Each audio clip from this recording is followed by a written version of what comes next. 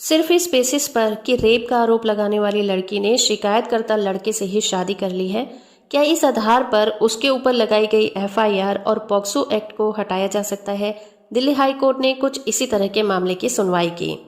Delhi high court में justice Sudhir Kumar Jain ने POCSO act के तहत एक एफआईआर को दर्ज किया गया था, उसको रद्द करने से इनकार कर दिया, क्योंकि आरोपी और शिकायतकर्ता ने इस आधार पर इसे रद्द करने की मांग की थी कि उन्होंने अपने जो भी डिस्प्यूट थे, विवाद थे, उनको सुलझा लिया है और एक दूसरे से शादी कर ली है और उन्हें एक बेटा हुआ है। इतना सब कुछ होने के बावजूद भी जब कोर्ट ने इस एफआईआर को रद्द करने से मना कर दिया और खारिज करते हुए ये कहा कि केवल फैक्ट ये है कि दोनों ने एक दूसरे से शादी कर ली है, जिसके बाद एफआईआर को रद्द नहीं किया जाएगा। प्रेजेंट में एफआईआर आईपीसी के सेक्शन 376 और पॉक्सो एक्ट के सेक्शन 6 के तहत एक दंडनीय अपराध बनाता है, जो कि एक गंभीर तरह का अपराध है। सुप्रीम कोर्ट ने अपने बहुत सारे जजमेंट में ये कहा है कि आईपीसी के सेक्शन 376 जो कि रेप के लिए लगाई जाती है, ऐसे अपराधों में समझौता नहीं किया जा सकता और सेक्शन 376 के तहत जो दंडनीय अपराध है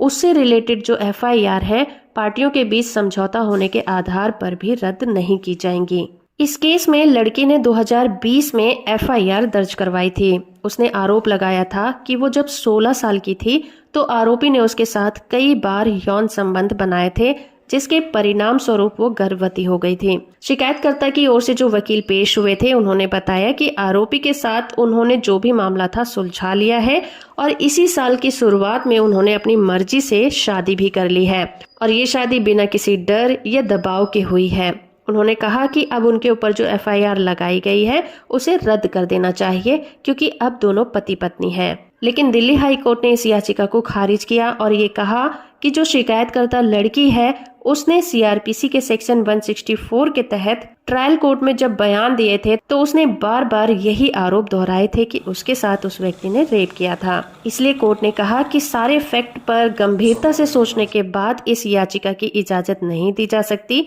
और आईपीसी के सेक्शन 376 और पॉक्सो एक्ट के सेक्शन 6 के तहत एफआईआर को रद्द नहीं किया जा सकता, बेशक ही उन दोनों के बीच में समझौता क्यों ना हो गया हो। वीडियो इन्फॉर्मेटिव है तो आप इसे लाइक, शेयर और चैनल को सब्सक्राइब करना बिल्कुल मत भूलिएगा।